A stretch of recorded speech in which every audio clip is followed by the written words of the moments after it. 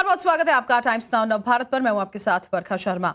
अखिलेश हो, ओवैसी हो या फिर मल्लिकार्जुन खड़गे, सबके टारगेट पर यूपी के मुख्यमंत्री योगी आदित्यनाथ हैं। और इस बार योगी के पहनावे, उनके गेटअप को लेकर सवाल उठाए गए।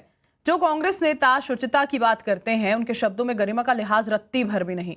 मठाधीश और आतंकवादी जैसे शब्दों का इस्तेमाल किया जा रहा है। योगी के बहाने सनातन को टारगेट करने का यह फॉर्मूला पूरे देश में सुर्खियां बना हुआ है।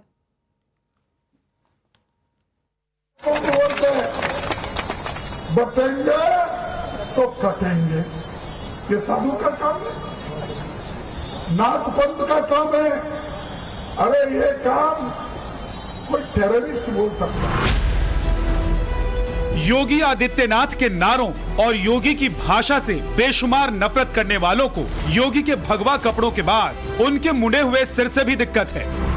गेरुआ कपड़े पहनते हैं और सर पे बाल भी नहीं रखते। तो ऐसे एक नेता है जो बीजेपी ने पैदा किया। मैंने कहा कौन आने वाला है, तो बोले योगी आने वाला है। लेकिन एक बात याद रखना टकलो, भाषण के बाद कटकट गेट में आके नान खलिया खा के जरूर जाना मेरे भाई। ये लाल रंग इमोशन का है। हमारे मुख्यमंत्री जी इमोशन नहीं समझ सकते हैं। और देखो हमारे यहाँ तो बाल भी हैं सर पे, तो कम से कम ये टोपी उन लोगों के भी काम आ सकती जिनके बाल ना हो, गंजे जो लोग। तो क्या राजनीति में इस तरह कपड़ों से सफेदी लाएंगे मोदी और योगी विरोधी? कौन मुख्यमंत्री बन सकता है और कौन नहीं? क्या ये पहचान सिर के बालों से ही होगी? यूं तो योगी आदित्यनाथ भगवा पहनते हैं, करोड़ों साधु संतों का यही परिधान है। भगवान श्री राम भी गेरुआ वस्त्र धारण करते थे और भोले शंकर के कपड़ों की यही विशेषता है। इसलिए कहीं ऐसा तो नहीं एक साथ समूचे सनातनियों का माखौल उड़ा रहे हैं कांग्रेस के अध्यक्ष मल्लिकार्जुन खड़गे और उनके फोकस में हैं मुस्लिम वोटर। कौन एक साधु के बेस में रहते हैं, लेकिन अच्छे पॉलिटिशियंस बन गए हैं, चीफ मिनिस्टर भी बने हैं और उनका गेरुआ कपड़े पहनते हैं और सर पे बाल भी नहीं रखते। तो ऐसे एक नेता है जो बीजेपी ने पैदा किए। ठीक है कि हम उससे कोई कांग्रेस की एंटी हिंदू थ्योरी की हिस्ट्री बहुत पुरानी है, लेकिन सनातनियों के सम्मान में इस लेवल तक पहुंच जाएंगे ये बेहद चौंकाने वाला है।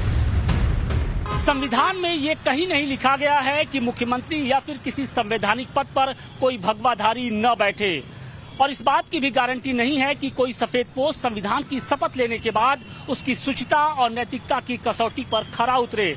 तो सवाल इसी बात का है कि कांग्रेस की मंशा क्या है। कांग्रेस कभी भी गैर हिंदुओं की वेशभूषा को लेकर इस तरीके से तंज नहीं कसती है। टोपी वाले मौलानाओं को वो हमेशा अपने पास बैठाती रही है।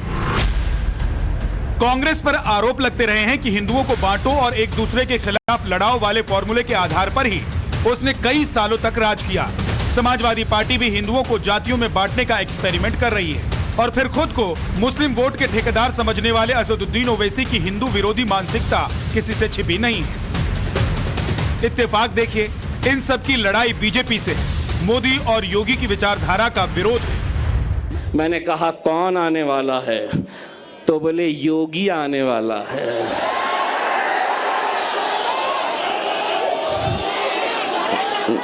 मैं बोला अच्छा टकलो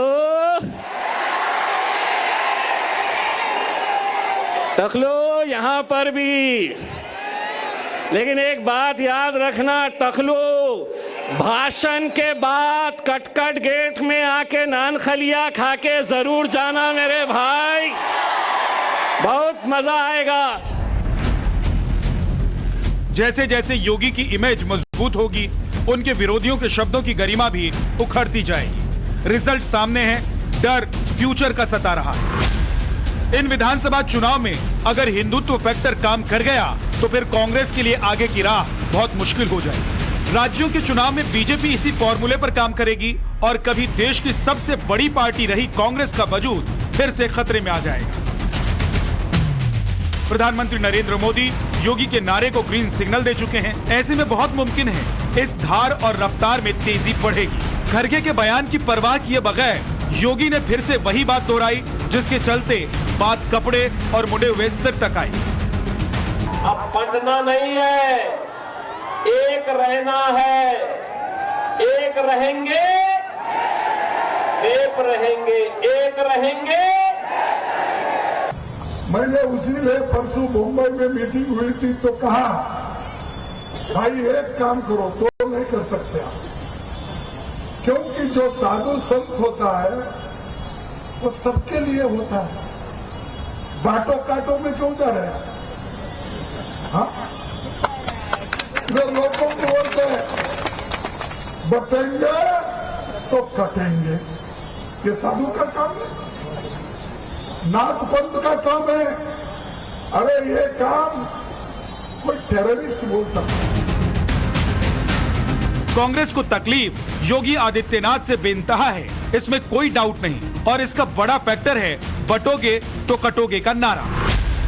हरियाणा में कांग्रेस ऐसी बाजी हार गई जिसमें वो खुद को जीता हुआ मान रही थी। इसी हिंदुत्व की लहर पर उसे महाराष्ट्र और झारखंड में भी गेम हाथ से जाता हुआ दिखाई दे रहा है।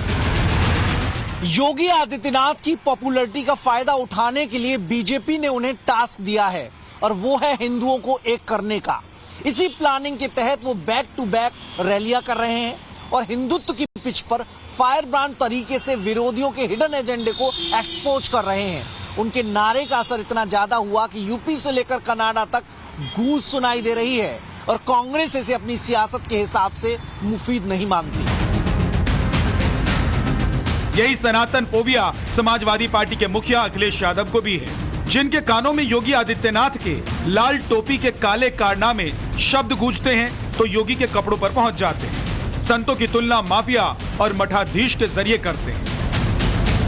कि जो जितना बड़ा संत होता है वो उतना ही कम बोलता है, और जब बोलता भी है तो जन कल्याण के लिए, इसलिए उसके वचन प्रवचन कहलाते हैं।